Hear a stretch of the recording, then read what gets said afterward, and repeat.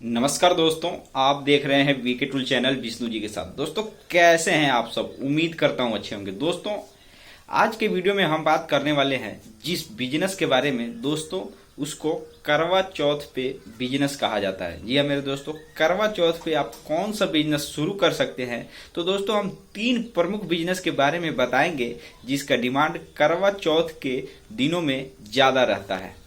दोस्तों हम आपको ये भी बताएंगे कि इस बिजनेस से जुड़े किन किन लोगों को ज़्यादा फायदा होता है और इसमें एक तरह से किस तरह इसका डिमांड रहता है और गांव में कितना डिमांड रहता है और शहर में कितना डिमांड रहता है, इसके बारे में हम पूरी जानकारी देने का प्रयास करेंगे। तो दोस्तों मैं उम्मीद करता हूं इस करवा चौथ पर्व के बिजनेस के बारे में आप जरूर समझने का प्रयास करेंगे और वीडियो पूरा लास्ट तक देखेंगे। तो चलिए आज का वीडियो शुरू करते हैं।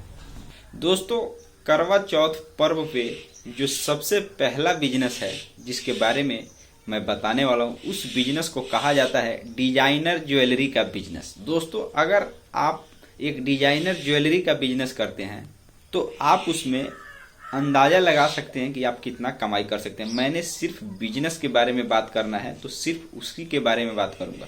दोस्तों जो दूसरा बिजनेस आता है उस बिजनेस को कहा जाता है परंपरागत पूजा की थाली का बिजनेस। जी हाँ मेरे दोस्तों, जो परंपरागत जो करवा चौथ का व्रत होता है उसमें परंपरागत जो थालियां होती है उसको बेचने का बिजनेस आप शुरू कर सकते हैं। दोस्तों जो तीसरा बिजनेस आता है वो एक तरह से वो उसके बिना वो पर्व ही अधूरा रहता है, तो उस बिजनेस को कहा जाता है मेहंदी लगाने या मेहंदी छपाई करने का बिजनेस। दोस्तों इन 3 प्रमुख जो बिजनेस है इसमें आप एक तरह से देखें तो अगर आप इन तीनों बिजनेस को अगर आप एक ही साथ शुरू कर देते हैं तो दोस्तों आप इससे लाखों रुपए तक की कमाई कर सकते हैं। दोस्तों अब रह गई बात गांव और नगर की, तो दोस्तों अभी हम एक बात आपको बताते हैं जो बहुत कम लोग इस बारे में बताते हैं और इस पे बहुत कम वीडियो बना होगा।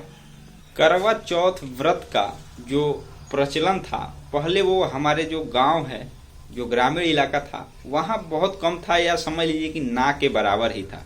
हम अपने दादी से अगर पूछते हैं तो वो उनको नहीं पता होता है कि करवा चौथ होता क्या था। तो दोस्तों इसका ज्यादा प्रचलन शहरों में हुआ करता था, जो अभी बड़े बड़े शहर हैं। लेकिन दोस्तों अब धीरे धीरे एक तरह से देखा जाए तो ज्यादातर अब गांव में भी इस करवा चौथ व्रत को मनाया जा रहा है और बहुत धूमधाम से मनाया जा रहा है। तो इस टाइम अगर गांव के लिहाज से बिजनेस की बात करें तो भी काफ़ी अच्छी आप बिजनेस गांव में भी शुरू कर सकते हैं। और इन 3 क्या, इसमें अनेकों प्रकार के बिजनेस हैं। और दोस्तों इसके बाद जो धनतेरस दिवाली भी आता है दोस्तों, तो उस पर भी आप इसी टाइम से भी उस चीज़ का भी बिजनेस, बर्तन का, चांदी का, इस चीज़ों का भी बिजनेस आप शुरू कर सकते हैं गाँव में भी।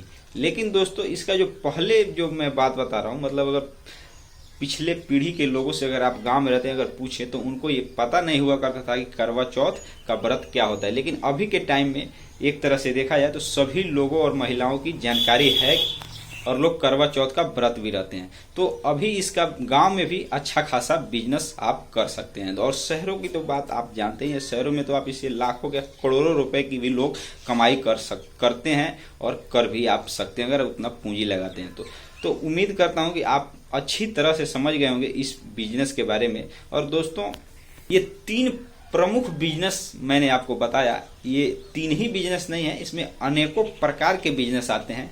अनेकों प्रकार के बर्तन बेचना, सामग्री बेचना, मिठाइयाँ बेचना, दोस्तों इसमें अनेकों प्रकार के बिजनेस आते हैं जिसके बारे में मैंने नहीं बताया है। तो उम्मीद करता हूं कि अगर आप गांव में रहते होंगे, जिस एरिया में रहते होंगे, उस हिसाब से आप अपना डिमांड मार्केट प्लान बनाएंगे और उस हिसाब से आप उस बिजनेस को स्टार्ट करेंगे। और दोस्तों ये एक तरह से देखा जाए तो मतलब जिस करवा चौथ के लिए अगर आप कोई बिजनेस मतलब शुरू करते हैं तो उसका डिमांड केवल करवा चौथ तक ही सीमित नहीं रहता, वो अगर चाहें तो वो सालों सालों तक उससे कमाई कर सकते हैं। तो दोस्तों आज के वीडियो में बस इतना ही, फिर मिलेंगे नए वीडियो के साथ। तब तक के लिए जय हिंद, जय भारत।